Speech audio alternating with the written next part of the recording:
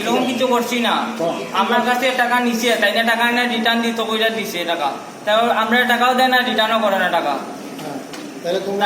তারপরে থেকে তাই না আমার কাছে মোবাইল দিছিল, আমি কইছি মোবাইলটা নেন গিয়া টাকাটা দিয়া দেন। হ্যাঁ, টাকাটা দিয়া দিছি ধরে তাই না মোবাইলও নেয় না। তাহলে কি মানে তোমার ওইখান থেকে তোমার স্কুটি নিয়ে পালাইলা গেলে? পালাইছিলাম, এখানে ভিড় জমতে থাকলে আমি স্কুটি রেখে আমরা আইয়া পড়ছি।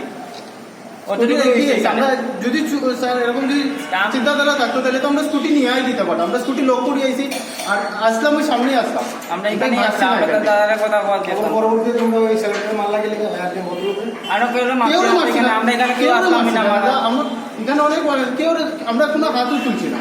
কি নাম তোমার? আমার নাম স্যার অর্জুন দাস।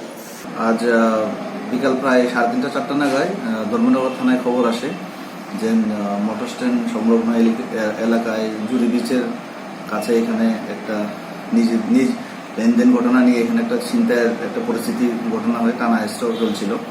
তো দুজন যুবক এসে এখানে ওদের লেনদেন নিয়ে কথা বলছিল, তার মানে এটা তর্ক বিতর্কতে চলে যায়। তারপর নিয়ে এখানে একটা স্ট্রেচিংয়ের মতো সিন ক্রিয়েট হয়।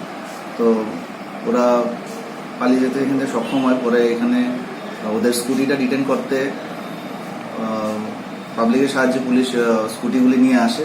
আমরা ওইটা ট্র্যাক করে ধর্মনগর থানার ওসি অ্যাকশন নিয়ে ওদেরকে বের করে আনলো। আনার পর আমরা ঘটনাটা জানতে পারলাম, ওদের মধ্যে লেডির সাথে ওদের লেনদেনের ঘটনা নিয়ে ওদের মধ্যে একটা বচসা বা ওদের মধ্যে একটা তর্ক হচ্ছিল রাস্তায়, যেটা স্নেচিংয়ের আকারে একটা পরিস্থিতি হয়ে যায়। তো আমরা এখানে ওদেরকে সবকে ডিটেন করে নিয়ে এসেছি। ইভেন ইনফর্মার যে ইনফর্ম করেছেন লেডি, ওনাকেও আনা হয়েছে এখানে। আমরা জিজ্ঞাসাবাদ করছি। এখানে কি মোবাইল এবং টাকা উদ্ধার করা হয়েছে? হ্যাঁ, টাকার অ্যামাউন্ট একটা 7,500 টাকা আর একটা মোবাইল রিকভারি হয়েছে। কার থেকে উদ্ধার করেছেন স্যার? ওই লেডি যার এলিগেশন করেছেন, ওরা লেনদেন নিয়ে ওই যুবক দুটির কাছ থেকে টাকাগুলি